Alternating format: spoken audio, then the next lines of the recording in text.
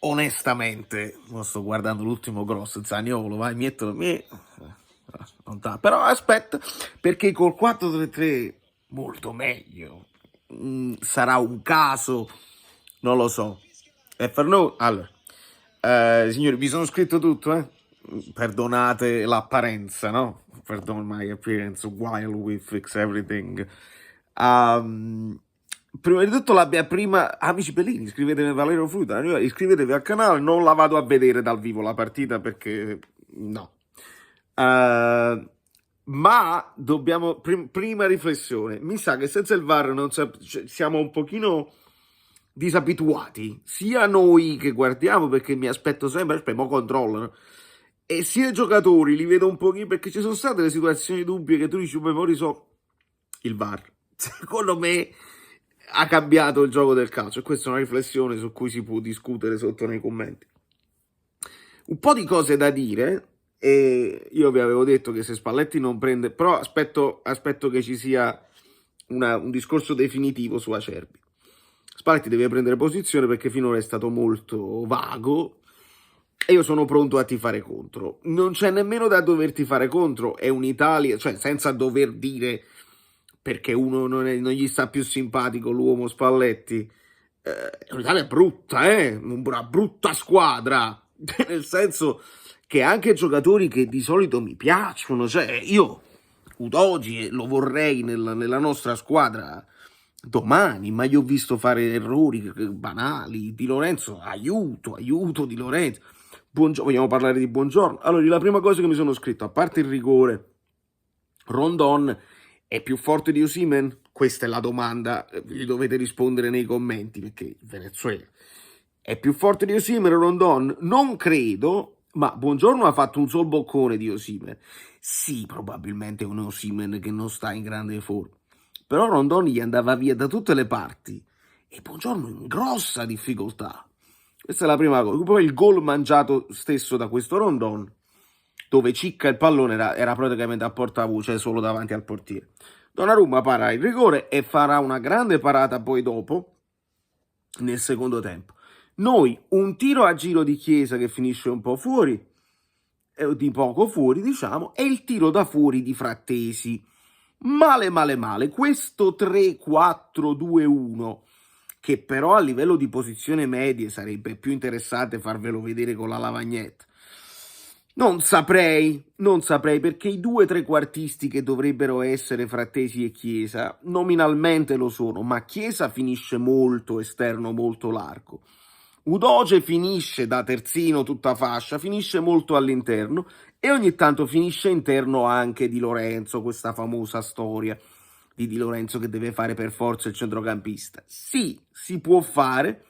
Mi è sembrato come se si volesse riempire le zone dove ha il pallone, la zona forte, come il Napoli faceva per esempio con Anghissà e Zielinski entrambi da un lato, riempire quella zona, quel lato, con anche Frattesi che finiva praticamente sotto punta e poi rimaneva isolato, cambiato dall'altra parte, e mi è sembrato così, ma non funzionava poi tanto bene, loro si chiudevano e non abbiamo avuto grandi occasioni nel primo tempo. Segna Reteghi perché il portiere e loro se la butta addosso. Noi ovviamente il pressing sì, il pressing alto lo facciamo e quindi recuperiamo in alto. Reteghi, rete sua, perché ce l'hai l'istinto del gol, mezza palla ti arriva, vedi senti la porta, e infatti anche il secondo gol lo farà così. Che altro mi sono scritto? La posizione di Doge l'abbiamo vista, Reteghi con l'orologio in uscita e poi Machis gliela regala a Bonaventura. Il passaggio di Donnarumma, Bonaventura era pressato, quindi partiamo dal passaggio di Donnarumma evitabile, che non lo devi fare sempre per forza quando i tuoi compagni sono pressati. Donnarumma era marcato, e Bonaventura era marcato, e la dà come concetto ci sta, ma Di Lorenzo era fermo sulle gambe e il passaggio era proprio sbagliato, cioè errori non di concetto, ma errori proprio tecnici, e quindi 1-1.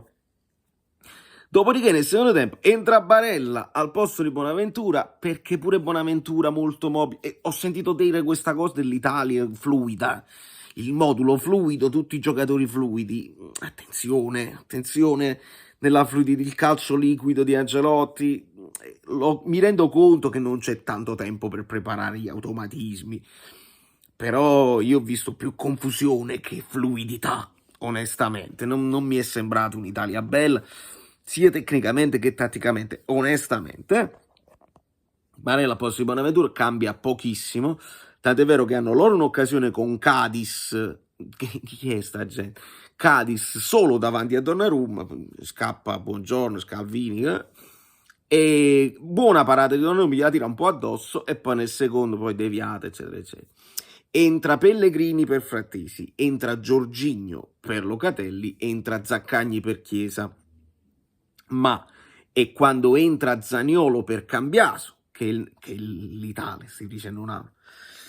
L'Italia passa effettivamente a un più congeniale 4-3-3, perché non è detto, ragazzi, che Buongiorno, Scavi possono giocare solamente nella difesa a 3. Non diciamo queste eresi. Queste verità assolute si fa brutta figura, perché pensate alla Roma. Pensate alla Roma che con De Rossi passa a 4 e non c'è problema, fanno le loro prestazioni.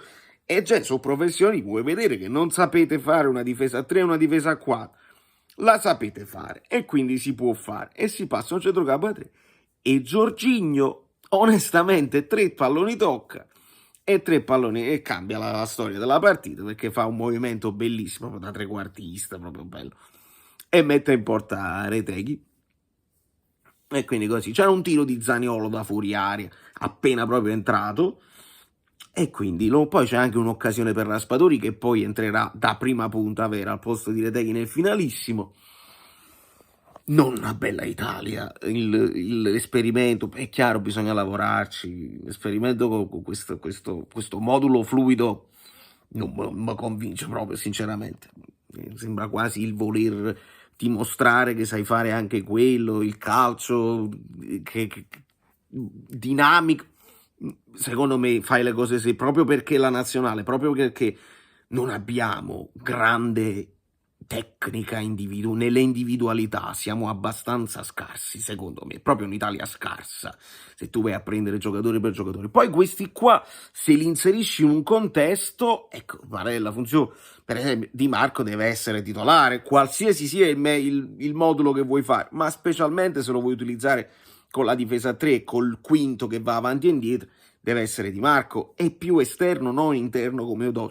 Insomma, non mi ha convinto questa cosa, e mo' al di là della simpatia o l'antipatia per Spalletti, che resta in bilico, resta in dubbio.